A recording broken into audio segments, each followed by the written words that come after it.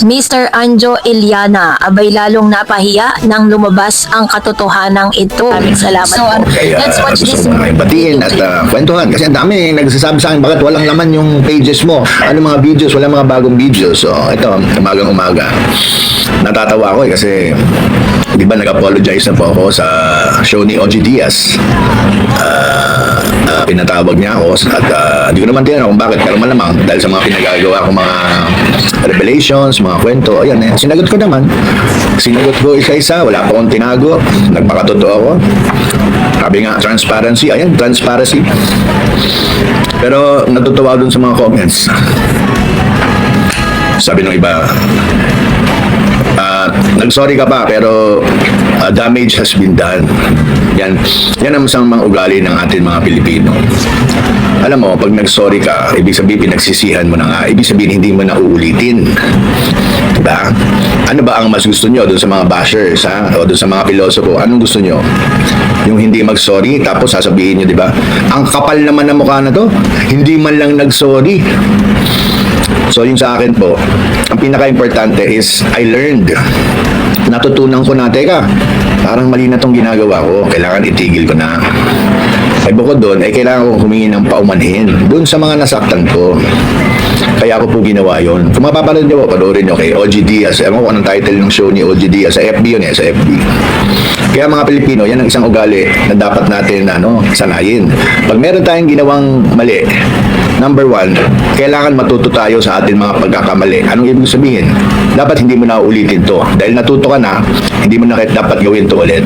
Number two, okay lang sa isang lalaki na mag-sorry. Yung ibang lalaki kasi, minsan, ang hirap lunukin ng pride. Parang ayaw lumabas yung pagsasorry.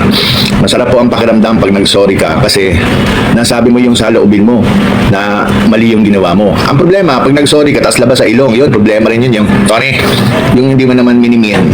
Pero ako, I meant every sorry para dun sa mga nasaktan ko. Ang point ko ngayon, ang pangit naman kung hindi ako mag-sorry, di ba? Kaya ako nag-sorry kasi ang nakikita ko mga comments ngayon, nag-sorry ka pa, nasaktan mo na, nag-sorry ka pa, nagawa mo na. Exactly, kaya ka magsasorry because nagkamali ka. Kaya ka magsasorry kasi meron kang ginawa na hindi maganda. Kaya ang pinaka-importante in life is you learn from your mistakes. Acknowledge your mistakes. Nagkamali ka, huwag mo nang gawin ulit. May nasaktan kang tao, humingi kang paumanhin. Ganun po yun, ganun ang life. Kaya hindi pwedeng hindi ako mag-sorry. At ako po'y natuto. Kahit ako'y mahigit 50 na natututo pa rin ako tao lang ako Every day in my life I still learn. Kahit matanda na ako. Happy morning to all and maging masaya po lagi. Doon sa mga nasaktan ko again, I'm sorry po. Kahit nasaktan ko kayo, mahal ko kayo. Doon sa mga loyalists ko na all support sa akin, yung iba nga dyan. Sabi, kwento pa, tama na po, nakakasakit na po tayo. Reminisce na lang, nagkikwentuhan tayo dito na nag-enjoy kayo, nakikinig kayo sa mga kwento ko. Pero hanggang doon na lang po. Maraming salamat po at magandang umaga. See you later. Bye!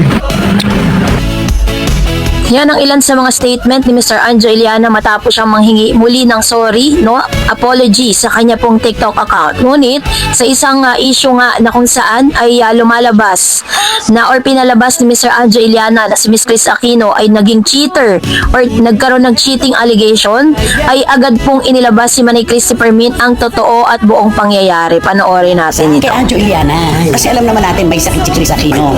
Itinamay-damay ba niya sa kanyang mga kwento? Oo, dapat yun nga kumbaga sa isang istorya, inedit na niya.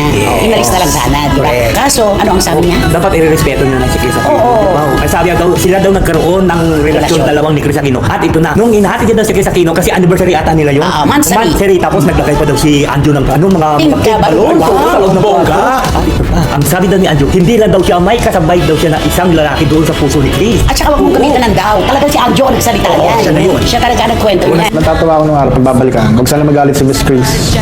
Nung medyo kami pa, ano lang naman kami, parang 3 weeks.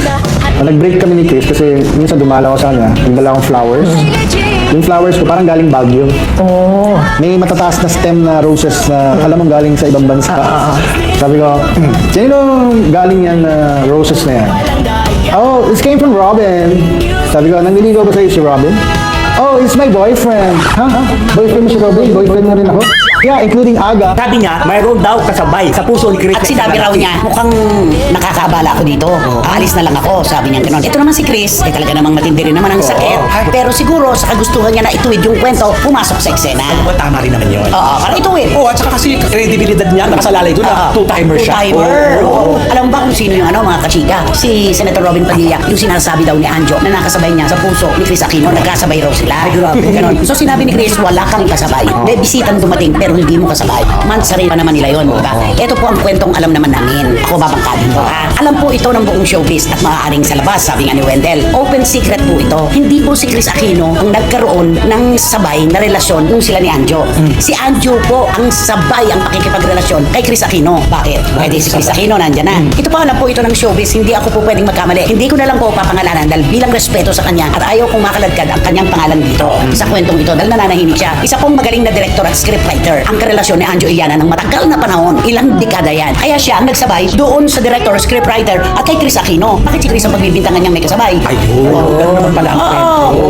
Ang kwento nito nagpunta sa ibang bansa yung writer, director at nagulat na lang siya. Hindi na nakikipag-communicate sa kanya si Anjo. Ano, parang nalang- Nagtagal na parang panahon, ilang ano, linggo yun. Pagbalik, nalaman ng director na ang karelasyon pala ni Anjo si Chris Aquino. Actually, hindi nga namin alam masyado yung kwento nila ni Chris eh. Diba? Parang wala yun eh. Oo, parang hindi naman yan napansin Hindi, eh. oo. Mas pa yung kay Senator Robin Padilla. Bahagi kami niyan. Nagsimba pa nga kami sa Manawag. Okay, mamaya natin pagkwentuhan yan. Kaya Anjo, reviewin mo mabuti yung buhay mo. Nagdadamay ka ng isang taong nananahimik na may sakit pa naman at sagaran ng pagpapagaling ngayon para siya naman ay makaalpa sa kanyang pinagdadaanan. Tapos sasabihin mo na may pinagdaanan kayo at pinagsabay kayong dalawa. Hindi totoo yun. Ikaw ang nagsabay ng karelasyon nung kayo ni Chris. Yun yun. Ito naman pala ang kwento. Dapat pala sabihin ni Chris, hello, host Topi. Parang ganun dapat. Ako ba? Oo, Parang pero gano'n. dahil nga si Chris Aquino, alam mo yun, nasa sarili niya, lininis niya na hindi ako ang Oo. nagsakay. Pero may binitiwang salita si Chris noon ha. Ay. Ang sinabi niya, you avoid him lang. Kasi he's gay. It's not good for your image. Yun ang sinabi. Kaya siguro nagkausap sila ng matagal, naging sila. Pero alam mo tama ka, alam mo ito yung Andio Chris, hindi na pag-usapan si Topi. Hindi ka ano, hindi namin napansin. Oo, mas maano pa nga yung Joey Ako ilan ang Marquez. columns ko noon, Oo. hindi ko nga ano. Yung kay Mayor Joey Oo, Marquez, todo lahat. yun. Ay, oo, Hindi lahat, controversial alam. yun. Oo. Yung sa kanila ni Chris Aquino, parang papyaw. Di Kaya nga di ba yung mga comment, rin natin sila ba? Oo, Di ba may kasi ang ganun? alam ng publiko, Lotlot de Leon, Cheryl Cruz, tapos si Jackie Manzano. Sila ang alam. Ang iba pa kung meron man na hindi rin napansin. Pero yung sila ni Chris, hindi siya tinutime ni Chris Aquino. Siya ang nang two-time kay Chris Aquino. Yun yun. Kaya Anjo, si Alan Kay, And that's it for today. For more videos and updates, please don't forget to like and subscribe. And please don't forget to follow my Facebook page, Dar Eds TV and Dar Eds Channel. God bless everyone. Dito ka na, direct siya ng siguradong saya.